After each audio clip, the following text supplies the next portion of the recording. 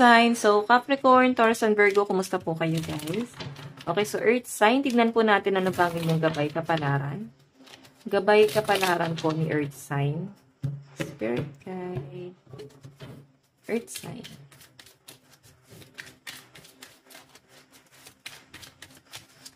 Meron tayong Judgment. Meron tayong Chariot. And Five of Wands. May nakikita ako dito Earth sign na may naguguluhan. May naguguluhan sa pag-decide ngayon. Actually, siguro pagdating to sa love life mo, naguguluhan ka kung i-pursue mo pa ba yung person mo kasi may judgment na, no? Ibig sabihin, hindi na rin guys nakakabuti sa inyo. Okay? May nakikita ko dito guys pag-aaway. Two of Wands, nakikita ko rin sa inyo na inaantay ka nitong taong to. Okay? Yun nga lang guys, nag-aaway kayo ng person mo Five of Wands. Naguguluhan na yung iba sa inyo. I-pursue mo pa ba o wag na? Pero alam nyo guys, mukhang ilalaban nyo pa rin tong relasyon na to kahit parang napupunta na siya sa toxic. May nakikita rin ako dito na mukhang nag-aantay ng biyahe yung iba sa inyo.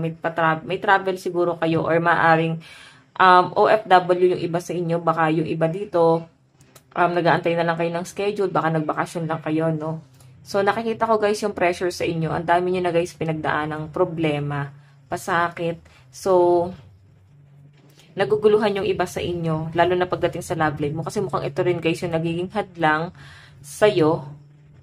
Nagiging hadlang para maabot mo yung mga pangarap mo ngayon. Pwede rin kasi guys na itong person mo, masyadong siya, sinasabayan niya yung stress mo. Ang dami mo na nga pinagdadaan ng problema, struggle sa trabaho, sa family, sa gastusin. Sumasabay pa siya sa mga stress mo. Okay? So, okay. Nasa inyo naman to guys kung aayusin nyo pa rin. Medyo matigas din kasi ang ulo ng iba sa inyo Earth sign. Kumbaga kahit toxic na, nilalaban pa rin eh. Okay, so tignan pa natin guys, additional message.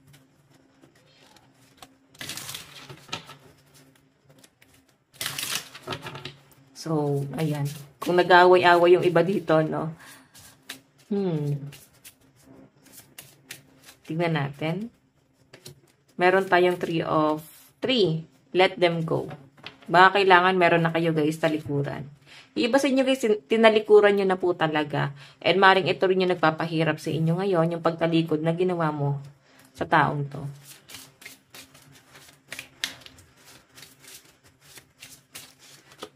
Meron tayong princess, you can be your own knight.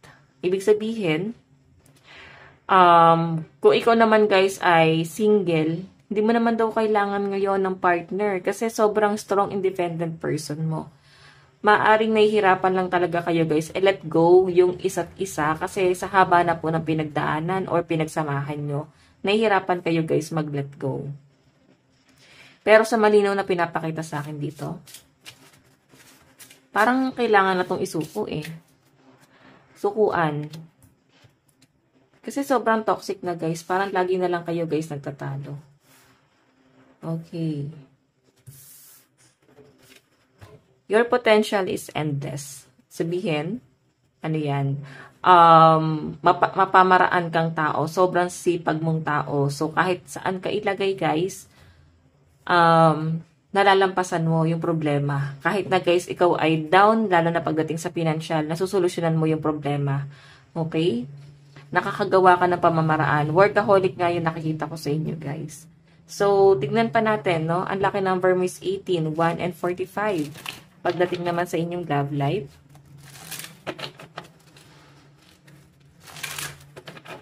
Pagdating sa love life. Meron tayong clear your mind. So, siguro guys, kailangan dumistansya muna kayo ng person mo sa isa't isa. Parang kailangan nyo muna guys makapag-isip-isip kasi baka masyado na guys mabigat para sa inyo yung mga problema or baka grabe na guys yung pagtatalo na nangyayari sa inyo. So, kailangan siguro guys magpahinga muna kayo, no? Ayan. Magulo na rin kasi ang isip ng mga earth sign sa pinapakita rito. Tignan pa natin guys. Pagdating naman po sa inyong kaperahan, meron tayong leave the past behind. So, binabalikan at binabalikan pa rin guys yung naging problema, no? Gastusin. Siguro guys, may sumbatan sa inyo ng person mo pagdating sa pera. Hindi siguro kayo guys nakakaipon. Kaya nga sinasabi rito, baka kailangan guys, isettle nyo, no? Yung problema nyo sa pera. Kasi napagtatalunan nyo na guys, eh. Pinag-aawayan nyo na, eh. Okay, so tingnan natin guys, pagdating naman sa inyong trabaho. Baka kasi guys, ikaw lang yung nagbibigay, ikaw lang yung nagpo-provide, or yung person mo. Kasi, meron kayong, sigurong binayaran nitong mga nakarang araw. Meron kayong binayaran nitong mga nakarang araw. Tapos, naghihiwalay naman kayo ngayon, nag-aaway kayo ngayon. So, parang pinag-aawayan nyo to na parang maghati kayo ngayon. Okay, so tignan natin guys. Pagdating naman sa inyong trabaho, meron tayong lighten up. So, actually guys, maliliwanagan ka, no?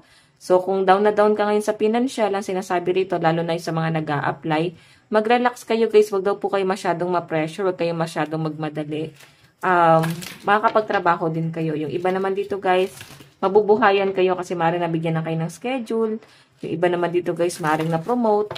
Basta merong magandang mangyayari, lalo na pagdating sa trabaho.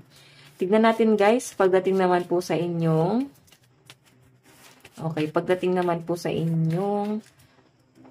mga kaibigan, meron tayong believe in your good luck. So, ito guys, hindi mo naman daw guys kailangan pang tignan yung mga kaibigan mo. Parang sinasabi na, bakit sila naabot nila yun? Bakit sila ang layo ng narating nila? Bakit sila swerte? Ba't ako ganito? So, iwasan nyo yun guys kasi ikaw mismo dinadown yung sarili mo. Okay? Magtiwala ka sa sarili mo kasi baka kasi guys, nauna lang yung swerte nila. Hindi sabay-sabay ang swerte ng tao. Okay? Pwedeng nauna sila at ikaw, paparating pa lang yun sa inyo. Ayaw mo ba nun? Surprise. So, pagdating sa family,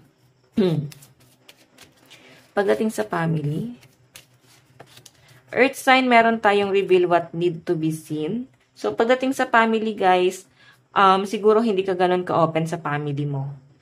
Okay? Natatakot ka na baka pag may problema, parang pinagtatakpan mo na lang, guys. Kasi ayaw mo nang i-open sa family mo na ito yung totoong nangyari, ito yung totoong hindi magandang nangyari, kung bakit ngayon ito pinagdadaanan mo, bakit nangyayari sa inyo to. Ayaw mo na parang pagagalitan ka pa nila. Kaya nga sinasabi rito guys, ayaw mo na guys mag-open pa ng problema sa kanila. Pero mas maganda pa rin guys kasi na i-open mo yan sa kanila kasi baka kailangan mo ng advice. Okay? Tapos nag-open ka sa ibang tao, sa mga kaibigan mo. 'Di ba? Pwede sa love life mo, doon ka lang nag-open. At least makarinig ka talaga guys ng magandang advice sa mga magulang mo, sa mga kapatid mo, or sa kamag-anak mo. Kasi sila kilala ka nila. Okay? Tignan natin ang inyong advice. Love advice, meron tayong the distorted masculine. Ako? Sobrang masculine ng energy guys. Nafe-feel nyo guys na parang mag-isa lang kayo. Or baka mag-isa lang talaga kayo ngayon. Hindi mo ma-feel yung person mo ngayon. Baka iniwan ka niya. Lumayo muna. Nagpahinga muna. Pwedeng ganyan. Tignan natin ang inyong advice. Meron tayong know your worth. Keep your standards high. O, diba? Kung alam mo niya naman guys na kapaki-pakinabang ka, so tama lang naman guys na taasan mo yung standard mo. Diba? So guys, ito lang naman po ang inyong daily gabay. Bukas po ulit. God bless and love you all. Bye-bye po.